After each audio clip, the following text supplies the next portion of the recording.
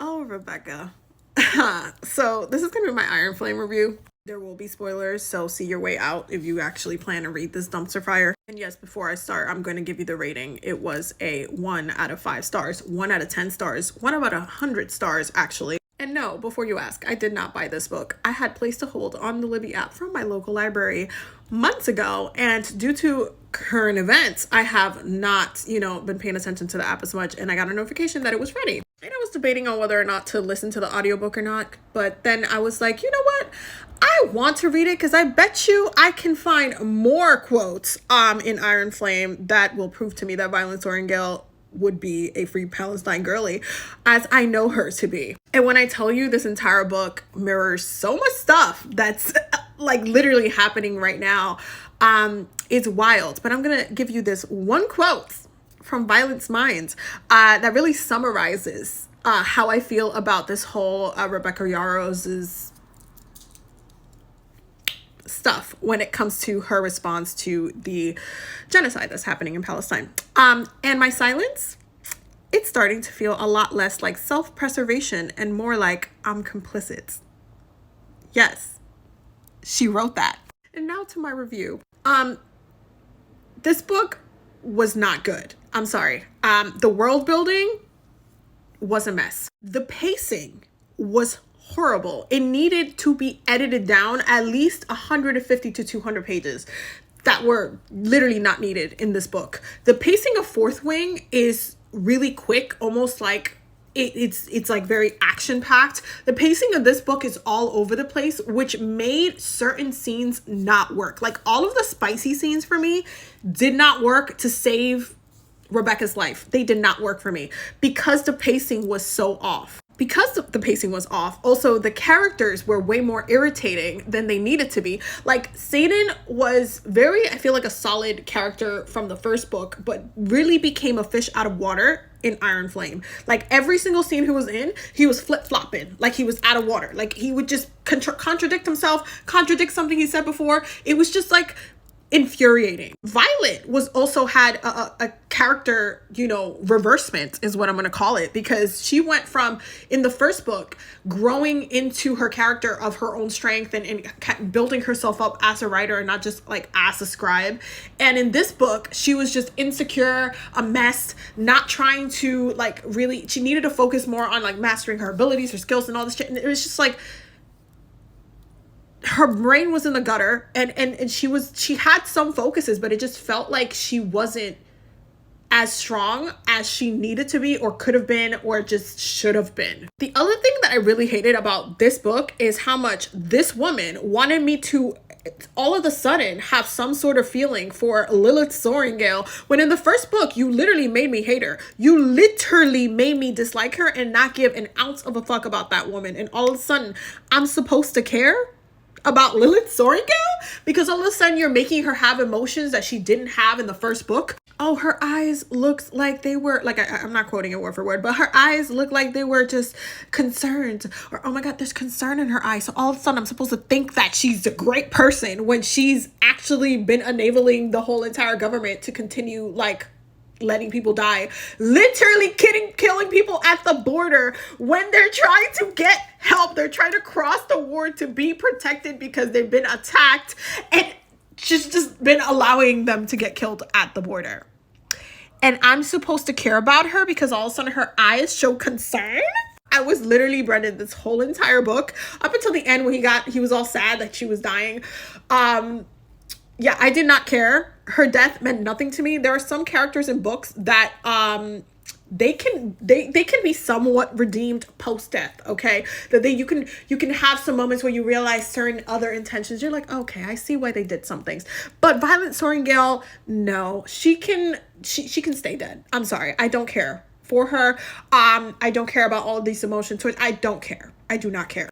With that being said, Xaden's character flip-floppiness was really irritating. The whole entire thing with the ex and the jealousy and the unnecessary, like, my god, it almost felt like Rebecca was giving Xaden and Violet something to do while it's a second book, and it was like trying to create some sort of conflict, and so the flip-floppiness, the actually not having like good clear communication. There were certain things that in the first book was stated that literally contradicted certain parts of Iron Flame, and it just felt like it was all over the place.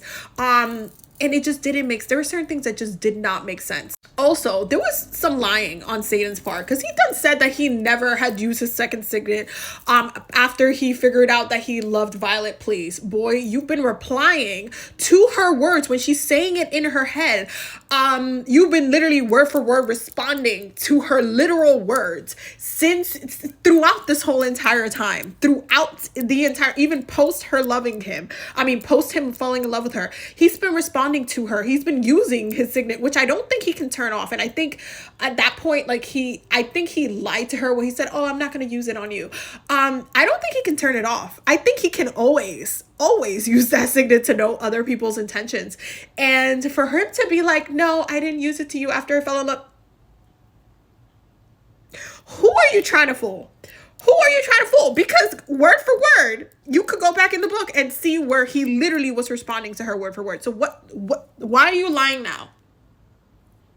Even in Iron Flame, there's moments where he's like looking at her and responding based on how she's feeling, and she'll say how she's feeling right after, and then he'll respond right to that. So it's like, why are you making him a liar? It's the character underdevelopment that's happening for me throughout this whole entire book. Like, Rhiannon was probably the only character that was like on the same path of like what her development was supposed to be the whole time. But for the main characters, it was just meh. It was all over the place. It just didn't work. Also, can somebody please tell me what happened to Emperor Boy, or the king's next heir, whatever?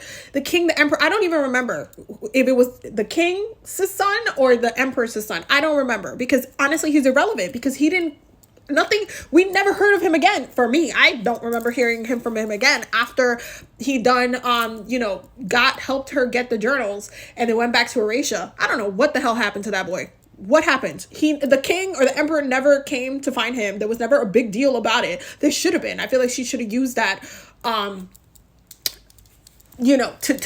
do something with this book. There should have been some sort of additional plot line happening with him, especially because his bloodline was like important for like 5 seconds just to get the journals. Like, it just felt like he could have been a more meaningful character, and then he wasn't. I was bored. Also, Jack Barlow, could you not have just let him stay dead? Could someone else not have fulfilled Jack Barlow's like role towards the end? Somebody else could have gotten like flipped over. Like, it would have been way more impactful had Liam been the one who was like saved and then like turned into a, like, come on. It could have even been one of her friends that would have just turned. It could have been that would have been way more impactful. Also, same with Satan being like turned. The last couple of chapters really didn't make sense to me, because if I read it correctly, first they were trying to come for Violet, and all of a sudden it was Satan that they wanted, and they was like, oh, he wants me. I'm like, what you mean? I thought it was Violet that they wanted the whole time. I'm just like, I get that they're trying to use Zayden to get about, but I'm like, can y'all make it flow properly, Rebecca, please? Like, it needed a lot of editing. It was, my God. The pacing was just not there. And it's like, you can tell how bad the pacing is and the flow and the development of the characters when you get to the part in the book where Violet is like trying to work on her, like channeling her power, and then you realize, oh yeah, you're still shit at that. You haven't actually been working on it. You literally started the book eating what was it, muffins with Brennan. Like, girl, you're supposed to become the most powerful freaking, come on. And you're sitting here like midway through the book, all of a sudden it's like, oh yeah, I haven't taken control of my power. I want to learn how to control lightning better. Halfway through the damn book. Be so fucking for real. Like, I wanted consistency. I wanted streamline from Fourth Wing into Iron Flame. The world building was not there. There were certain things that didn't make sense and that contradicted itself from the previous book. It was a 1 star for me. And I can't. I just can't. It was a 1 star for me. The most anticipated book of the year, and it was a disappointment. I don't know how she's gonna write 3 more books. I don't.